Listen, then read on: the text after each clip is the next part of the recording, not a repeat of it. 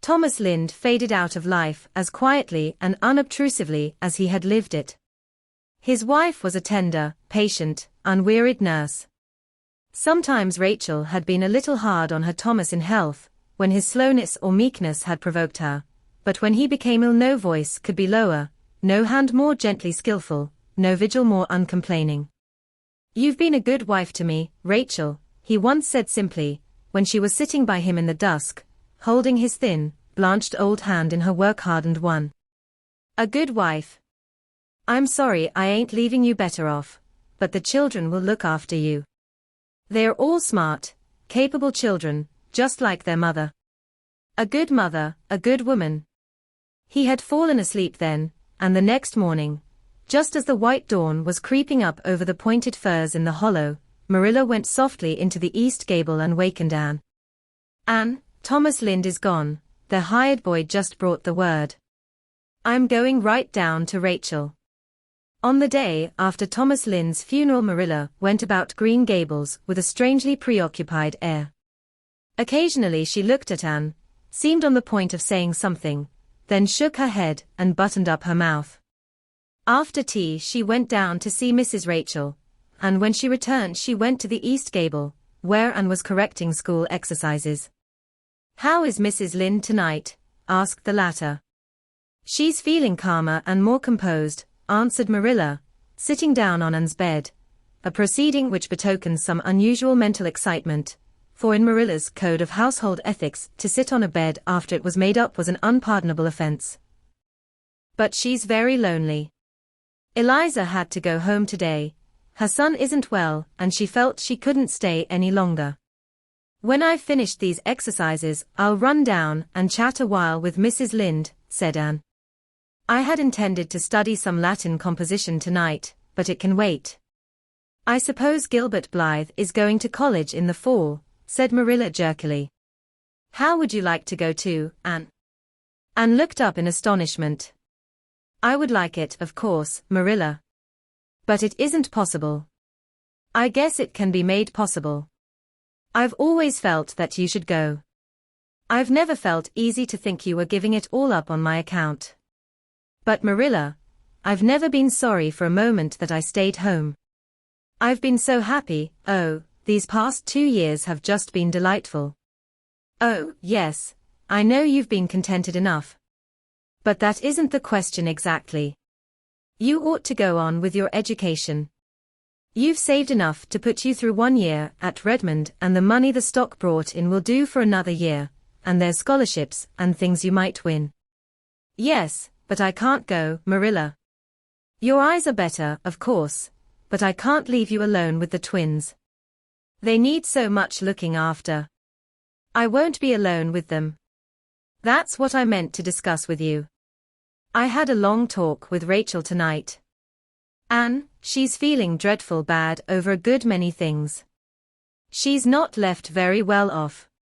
It seems they mortgaged the farm 8 years ago to give the youngest boy a start, when he went west, and they've never been able to pay much more than the interest since. And then of course Thomas' illness has cost a good deal, one way or another.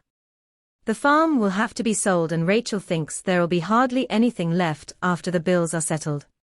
She says she'll have to go and live with Eliza, and it's breaking her heart to think of leaving Avonlea. A woman of her age doesn't make new friends and interests easy. And Anne, as she talked about it, the thought came to me that I would ask her to come and live with me, but I thought I ought to talk it over with you first before I said anything to her. If I had Rachel living with me you could go to college. How do you feel about it?" "I feel as if somebody had handed me the moon, and I didn't know exactly what to do with it," said Anne dazedly. "But as for asking Mrs. Lind to come here, that is for you to decide, Marilla. Do you think, are you sure, you would like it? Mrs. Lind is a good woman and a kind neighbor, but she's got her faults, you mean to say?"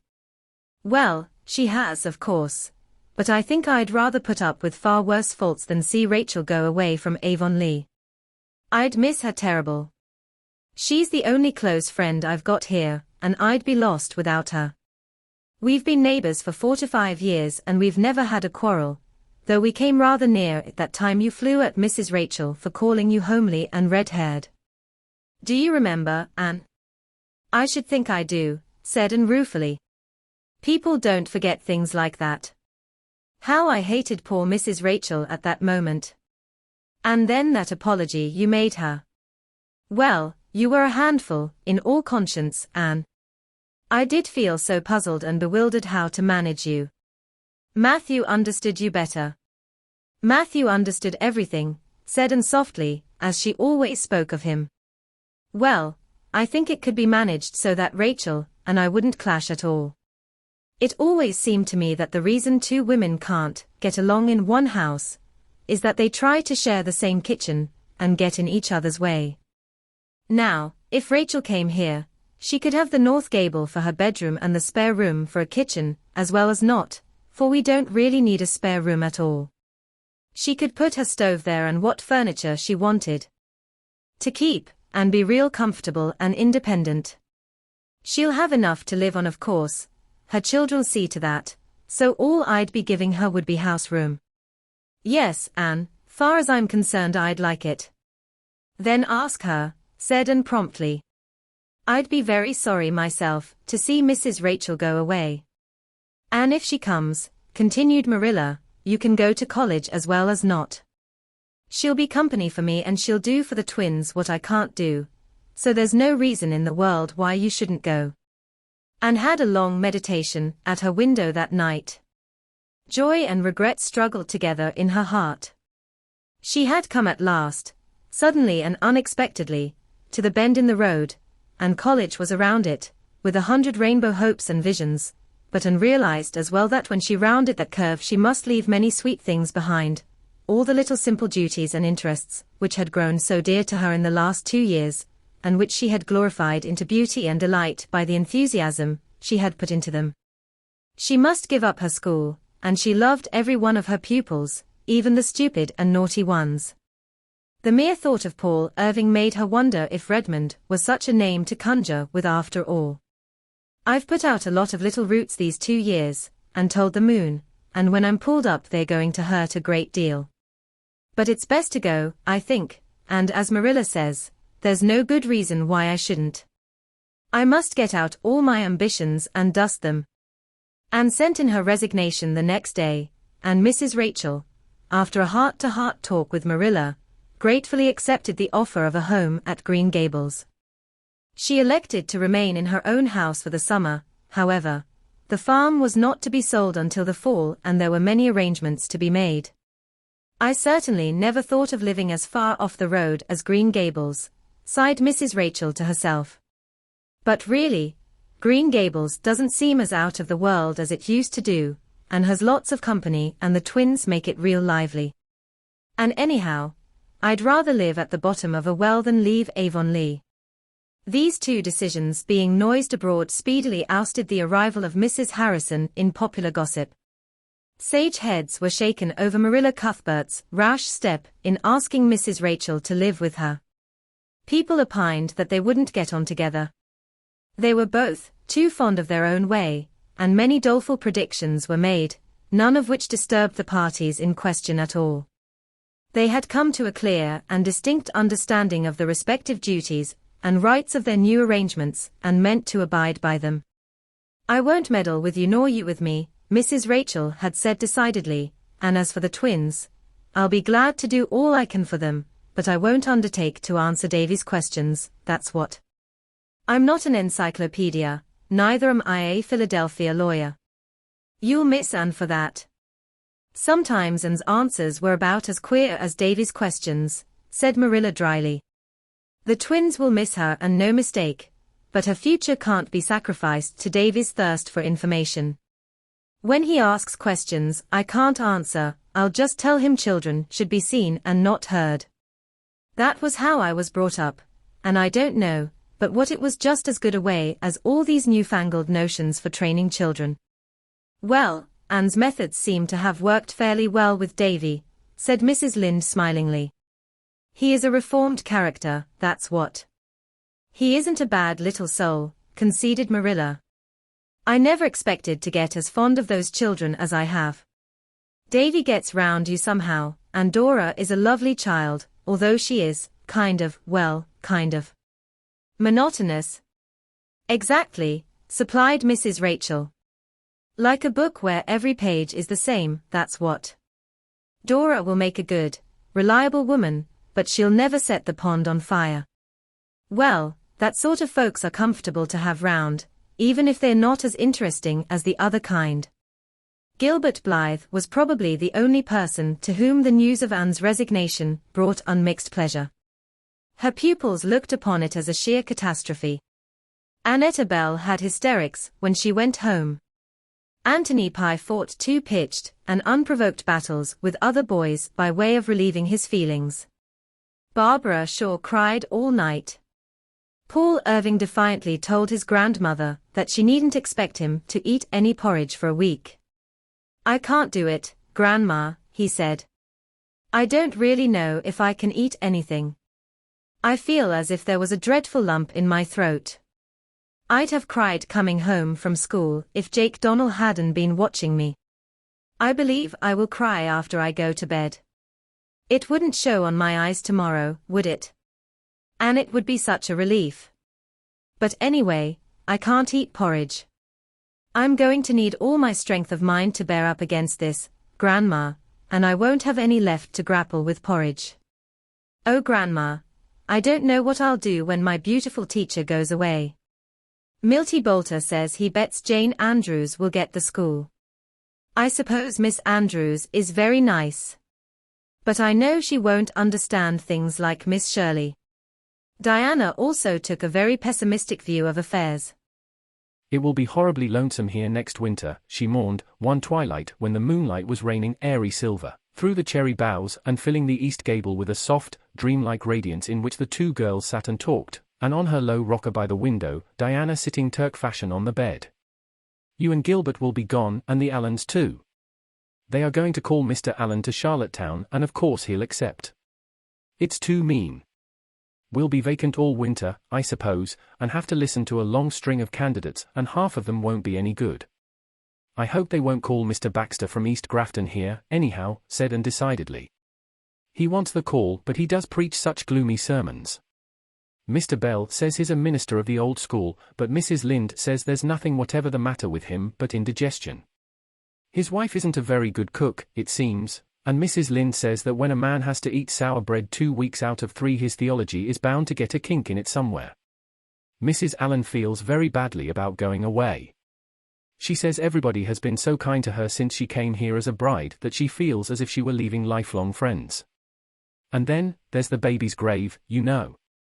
She says she doesn't see how she can go away and leave, that it was such a little mite of a thing and only 3 months old, and she says she is afraid it will miss its mother, although she knows better and wouldn't say so to Mr. Allen for anything. She says she has slipped through the birch grove back of the manse nearly every night to the graveyard and sung a little lullaby to it. She told me all about it last evening when I was up putting some of those early wild roses on Matthew's grave. I promised her that as long as I was in Avonlea I would put flowers on the baby's grave, and when I was away I felt sure that I would do it," supplied Diana heartily. "Of course I will. And I'll put them on Matthew's grave too, for your sake, Anne." "Oh, thank you. I meant to ask you to if you would. And on little Hester Gray's too? Please don't forget hers. Do you know, I've thought and dreamed so much about little Hester Gray that she has become strangely real to me. I think of her, back there in her little garden in that cool, still, green corner, and I have a fancy that if I could steal back there some spring evening, just at the magic time, twixt light and dark, and tiptoe so softly up the beech hill that my footsteps could not frighten her, I would find the garden just as it used to be, all sweet with June lilies and early roses, with the tiny house beyond it all hung with vines, and little Hester Gray would be there, with her soft eyes, and the wind ruffling her dark hair, wandering about, putting her fingertips under the chins of the lilies and whispering secrets with the roses, and I would go forward, oh, so softly, and hold out my hands and say to her, 'Little Hester Gray, won't you let me be your playmate, for I love the roses too?' And we would sit down on the old bench and talk a little and dream a little, or just be beautifully silent together. And then the moon would rise and I would look around me, and there would be no Hester Gray and no little vine-hung house, and no roses, only an old waste garden starred with June lilies amid the grasses, and the wind sighing, oh, so sorrowfully in the cherry trees. And I would not know whether it had been real or if I had just imagined it all. Diana crawled up and got her back against the headboard of the bed. When your companion of twilight hour said such spooky things, it was just as well not to be able to fancy there was anything behind you. I'm afraid the Improvement Society will go down when you and Gilbert are both gone, she remarked dolefully. Not a bit of fear of it, said Anne briskly, coming back from dreamland to the affairs of practical life. It is too firmly established for that, especially since the older people are becoming so enthusiastic about it. Look what they are doing this summer for their lawns and lanes. Besides, I'll be watching for hints at Redmond and I'll write a paper for it next winter and send it over. Don't take such a gloomy view of things, Diana. And don't grudge me my little hour of gladness and jubilation now. Later on, when I have to go away, I'll feel anything but glad. It's all right for you to be glad, you're going to college and you'll have a jolly time and make heaps of lovely new friends. I hope I shall make new friends, said Anne thoughtfully. The possibilities of making new friends help to make life very fascinating. But no matter how many friends I make, they'll never be as dear to me as the old ones, especially a certain girl with black eyes and dimples. Can you guess who she is, Diana? But there will be so many clever girls at Redmond, sighed Diana, and I'm only a stupid little country girl who says I seen sometimes, though I really know better when I stop to think. Well, of course these past 2 years have really been too pleasant to last. I know somebody who is glad you are going to Redmond anyhow. Anne, I'm going to ask you a question, a serious question. Don't be vexed and do answer seriously. Do you care anything for Gilbert? Ever so much as a friend and not a bit in the way you mean, said Anne calmly and decidedly. She also thought she was speaking sincerely. Diana sighed. She wished, somehow, that Anne had answered differently. Don't you mean ever to be married, Anne? Perhaps some day, when I meet the right one, said Anne, smiling dreamily up at the moonlight. But how can you be sure when you do meet the right one, persisted Diana. Oh, I should know him, something would tell me. You know what my ideal is, Diana. But people's ideals change sometimes. Mine won't. And I couldn't care for any man who didn't fulfill it. What if you never meet him? Then I shall die an old maid, was the cheerful response. I dare say it isn't the hardest death by any means. Oh, I suppose the dying would be easy enough, it's the living an old maid I shouldn't like, said Diana, with no intention of being humorous. Although I wouldn't mind being an old maid very much if I could be one like Miss Lavendar. But I never could be. When I'm 45 I'll be horribly fat. And while there might be some romance about a thin old maid, there couldn't possibly be any about a fat one. Oh, mind you, Nelson Atkins proposed to Ruby Gillis 3 weeks ago.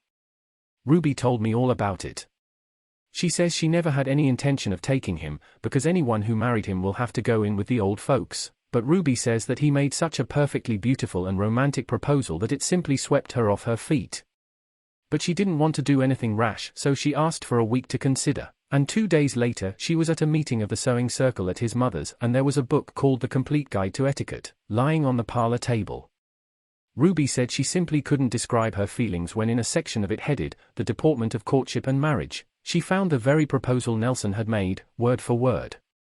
She went home and wrote him a perfectly scathing refusal, and she says his father and mother have taken turns watching him ever since for fear he'll drown himself in the river. But Ruby says they needn't be afraid, for in the Deportment of Courtship and Marriage it told how a rejected lover should behave, and there's nothing about drowning in that.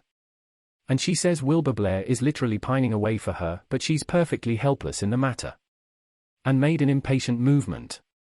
I hate to say it, it seems so disloyal, but, well, I don't like Ruby Gillis now.